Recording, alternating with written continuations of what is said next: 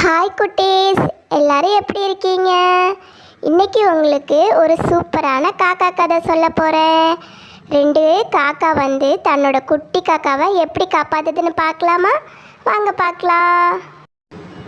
ஒரு மரத்தில் அப்பா காக்காவும் அம்மா காக்காவும் கூடு கட்டி அதில் முட்டை போட்டு தன்னோட குட்டி காக்கா வர்றதுக்காக பார்த்துட்டு இருந்துச்சான்.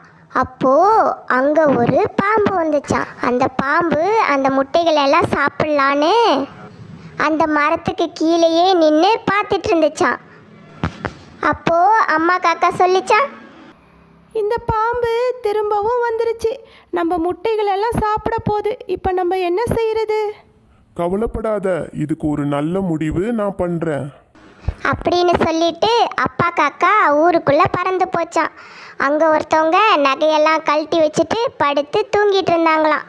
அப்போது இந்த காக்கா அந்த நகையெல்லாம் எடுத்துகிட்டு பாம்பு இருக்கிற பொத்துக்குள்ளே போட்டுருச்சான். அப்போது அவங்க அந்த நகையை எடுக்கிறதுக்காக அந்த பாம்பை அடித்து கொன்னுட்டு அந்த நகையை எடுத்துகிட்டு போயிட்டாங்களாம். அதை பார்த்துட்டு இருந்த அப்பா காக்காக்கும் அம்மா காக்காக்கும் அப்போ தான் நிம்மதியாக இருந்துச்சான். அப்போது அந்த முட்டைகள்லேருந்து காக்கா குஞ்சுகள் வெளியில் வந்துச்சான். அதை பார்த்தோன்னே அப்பா காக்காக்கும் அம்மா காக்காக்கும் ரொம்ப சந்தோஷமாக இருந்துச்சான். எல்லாரும் சேர்ந்து ரொம்ப சந்தோஷமாக வாழ்ந்தாங்களாம்.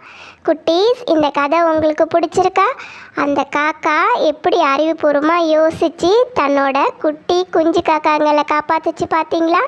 இதே மாதிரி நம்மளும் எப்பயும் அறிவாக யோசித்து செயல்படணும்.